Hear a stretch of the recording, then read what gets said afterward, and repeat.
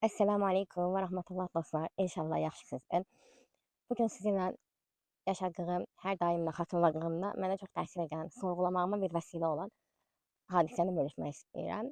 Deməli, aylar öncə Diksiya Akademiyasının təlimlərinə qoşulmuşdum ki, daha yaxşı bir şəkildə özümü ifadə edə bilim kütlə qarşısında. Daha hələ bu kanalımı açmamışım. İstərdim ki, daha yaxşı, daha keyfiyyətli bir iş ortaya qoya bilim Allahın izni ilə. Və bir kursa yazılanda mən müsəlman bir xanımam. Getdiyim kursu, oradakı təlimçiləri, qrup üzvlərini öncədən araşdırıram. Qarışıq ortama girməməyə çalışıram açığı. Daha rahat, daha güvənli bir ortamda mənə görə o təlimi ala bilim, o təhsili ala bilim, belə deyim. Diksiyada da belə oldu. Qrupumuzda iki xanım idik, bir mən, bir də digər xanım idi və bir neçə dərs keçəndən sonra gördüm ki, yəni iki nəfərdən o qədər də effektiv olmur. Təlimlərin formatını deyim də, belə bilənlər bilir ki, yəni bu kütlə qarşısında maksimum dərəcədə həyəcanımızı yenərək danışmağı öyrədirlər sizə öz elinizdə. Bizimli orada təlimçi xanım bizə mövzular verildi və o mövzu haqqında hazırlaşıb çıxış eləmək lazım idi. Nəysə, yəni bir eləyirik, iki eləyirik, mənə çox da effektiv gəlmirdi, amma əlimdən gələni də edirdim.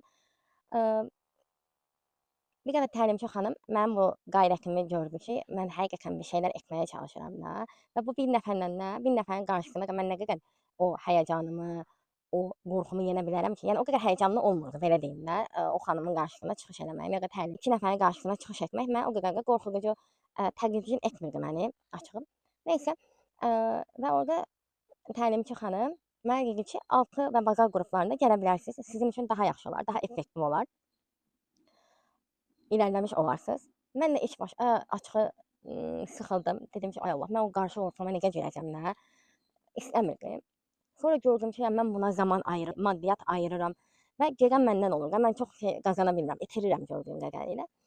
Və hasıl mən də razılaşdım, 6 bazar qruplarına qoşuldum və təbii ki, 6 bazar çox adamın da iş günü olmadığı üçün o günü necə deyim, o günü gəlirdilər təlimlərə və çox adam var idi. Qarışıq oğlan, qız, çox adam var idi. Elhamdülillah girdiyim qrup çox ədəbli, çox gözəl qrup idi. Çox faydalandığım bir qrup oldu Allahın izni ilə. Və bu təlimlərdə yaşadığım nə oldu? Elə təlimçi bir cümlələr verirdi. Biz onları tamamlamalıydıq avtomatik olaraq. İlk ağlımıza nə gəlirsə, dolğun bir şəkildə o cümləni tamamlamalıydıq. Və mənim də ilk günüm idi, səhv eləmirəmsə, inşallah ki, fərqində olmadan bir neçə cümlədə acizliyimi unutmayım. Acizliyimi unutmayım. Neysə, belə cümlələr qurmuşam və fərqində deyiləm ki, bunu bir neçə dəfə təkrarlamışam mən. Sonuçta həyəcan, o boyda insan qabağında çıxış eləmək o qədər də asan deyil. Bu cümlələri tamamladım. Məs xanım dedi ki, əyləşə bilərsiniz. Elə səhnədən düşürdüm ki, oradakı iştirakçılardan biri, bəylərdən biri dedi ki, sizə bir sual verə bilərəmmi? Mən də istər-istəməz o qədər tədirgin oldum ki, yəni mən nə sual verəcək?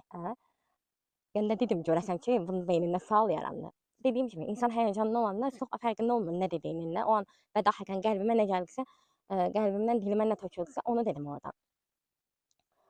Mən də dedim ki, belə biraz çəkinərək, buyurun.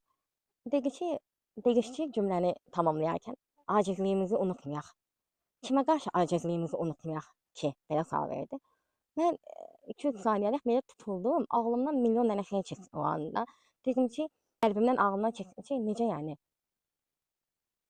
Səni yaradandan, yəni bu qədərmi bixəbərsən? Bunu qınayaraq yox, o anki şokla, o anki həyəcan, şok ki, yəni bu necə bir sualdır da mənə verdi. Mən də belə təəccüblə dedim ki, bizi yaradana qarşı, yəni Allaha qarşı, Allah bizi yaradana qarşı, yəni Allah Teala'ya qarşı acizliyimizi unutmayaq. Yəni insan acizliyini unutduğu zaman insanın kibri, egosu, nəfsi ön plana çıxar. Və elə bilir ki, yəni mən çox çalışsam, mən çox istəsəm, bunu əldə edəcəm. Yəni fərqindəsinizsə, indiki psixoloqlar olsun, nə bilim, yaşam koçları olsun və s. bu minvalda insanlara videolar hazırlayırlar ki, siz çox çalışsaq, çox istəsəz, dırnaq arası manifestləsəz, bu yəni olmamaq kimi bir şansı yoxdur. Amma biz iman edən mömin insanlarıq. Bilirik ki, qədərin üstündə bir qədər də var. Yəni biz nə qədər çalışsaq, çabalasaq da, nəticə olaraq bu bizim nəsibimizdə olmaya bilər. Nəsib etməyə bilər Allah-u Teala bizə. Və o səhnədə də bunlara binaən, bunlara əlavətən dedim ki, həmin bəyə, yəni bir şeyi çox istəmiş ola bilərsiniz. Çox çalışmış ola bilərsiniz. Amma nəsib olmaya bilər. Və bu da bizim aciz bir varlıq olduğumuzu, bunu unutmamağımız gərəkdiyini göstərən bir faktdır. Yəni həyat 2 vur 2 deyil yəni. İnanan insanlar üçün nəsib olmayanlar, yəni istədiyimiz şey olmayanlar nəsib deyirik, Allahın qədəri deyirik.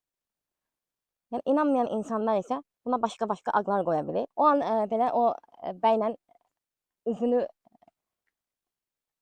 çox göz təması qurmamaq şərti ilə özümü ifadə etməyə çalışdım və gördüm ki, bir tutuldu da, yəni sorğulamağına bir vəsilə oldum deyə ümid etdim o an. Enəndən oturandan dedim ki, Allahım da, inşallah ki, sorğulamağına bir vəsilə olar. Çünki həmin insan məsələn çıxış edərkən çox maddi şeylərə ilişib qalan biri olduğunu görmüşdüm. Ya hər şeyi pula bağlayan insanlar olur ya. O da elə bir insan idi. Yəni ən azından o danışığı bir müddətdə danışığı çıxışından onu başa düşdüm ki, hər şeyi pula bağlayır. Hər şeyi mən çox çalışsam, mənim pulum olsa, mən hər qapını aça bilərəm. Yəni o an o qədər şey təfəkkür elədim ki, dostlar. Birincisi, əlhamdülillah dedim ki, ya Rəbbi, qədərə imanımız var deyə biz çox öndəyik yəni. Bəzən bunun fərqində olmuruq dostlar. Amma iman etmək o qədər böyük nemətdir ki, yoxsa adam havalanır ki, mən gecəmi gündüzümə qoydum, buna çalışdım, çabaladım. Necə yəni? Necə yəni olmur? Bir isyanlar, bir öfkə və sair insanlar qabarıq hala gəlir, Allah qorusun. Daha sonra və orada yəni mənim gördüyüm, yəni dünyalıq insanlar çox olur da, yəni dünyalıq tərəfi daha basqın olanlar. Və bir çıxışımın sonunda da səhəri gün elə bir akademiyaya gələndə bir xanım mənə yaxınlaşdı. Oradakı xanımlardan biri idi. Mənə döndü dedi ki, sizin çıxışınız mənə çox təsir elədi və bu insanlar, yəni Allah affetsin, yəni biz bəzən görünüşə görə bir fikir bəyan edə bilirik öz beynimizdə ki, bu çox yəni İslami yönə meyilli biri olmaz deyə düşünürük. Çox təəssüf ki. Yəni mənim də dünyamda o elə biri idi də, yəni görüntü olaraq yəni. Qəlbləri sadəcə Allah bilir yəni. Neysə o xanım belə yaxınlaşdı, dedi mənə çox təsir elədi çıxışınız. Çox gözəl mövzulara toxundunuz. Mən də çoxca zikr eləyən, namaz qılmaq istəyirəm. Hətta demişdim ki, vision board hazırlamışam. Ora namaz qılmaq belə şey eləmişəm ki, yəni namaz qıla bilim də. Və sair belə gözəl danışıb. O an o qədər duyğulanmışam ki, deyirəm ki, Allahım da sən necə böyüksən, bilmirsən, o an danışdığın bir şey kimilərin qəlbinə necə toxunacağını bilmirsən. Bizə sadəcə üzərimizə düşən odur ki, ixlaslı bir şəkildə özümüzü ifadə edə bilək. Və videonun başında da qeyd etdiyim, müsəlman bir xanım olaraq təbii ki, getdiyimiz yerləri xüsusən seçməliyik, baxmalıyıq. Çox qarışıq ortamlara girməməyə çalışmalıyıq. Çünki Allah bizdən bunu istəyir. Amma zərurət olan durumlar var. Zərurət olan məqamlar olur. Məcburən işləyən xanımlar olur və yaxud da müəllim olan, həkim olan və sair tipli və yaxud da məsələn mənim kimi bir təlimə qoşulur. Ora qarışıq ortam olur. Amma sən bir müsəlman xanım olaraq öz iffətini, izzətini mühafizə edərək o mühitdə var ola bilərsən. Və bunun üçün Allahdan yardım istəməliyik. Yəni bizim öz başımıza eləyə biləcəyimiz, üstəsindən gələ biləcəyimiz bir şey yoxdur. Biz çalışarıq, çabalayarıq, nəticə Allahdandır. Ona görə yəni bir müsəlman xanım olaraq belə ortamlarda olmağın üstünlükləri bizi sıxan tərəfləri olduğu kimi üstün cəhətləri də var. Yəni ora sənə Allah qoyursa, deməli kiməsə vəsilə edəcək bir yerdə. Bilmirsən. Məsələn mən orada çox şeylər götürdüm yəni. Hər bir insandan fərqli-fərqli dərslər çıxartdım öz aləmimdə. Çünki insanları dinləməyi artıq çox sevirəm. Çünki hər bir insan özünə məxsus, özünə özəldir. Hər birinin hekayəsi də çox özəldir. Bəzən danışanda onların müəyyən travmalarına şahid olmaq, müəyyən hüzünlərinə, sevinclərinə birlikdə şahid olmaq gözəl bir duyğudur. Bu istəyir qadın olaraq, istəyir kişi olaraq. Hər birimiz insanıq nəticə olaraq. Hər birimizin yaşadıqları da əgər dərs çıxarda biliriksə, bizi böyüdən hadisələrdir bunlar. Belə dostlar, Allah olduğumuz ortamlarda ən gözəl şəkildə razı olacağı, ən gözəl şəkildə var ola bilməyi nəsib etsin. Amin. Allah'a emanet olun. Esselamu Aleyküm ve Rahmetullah.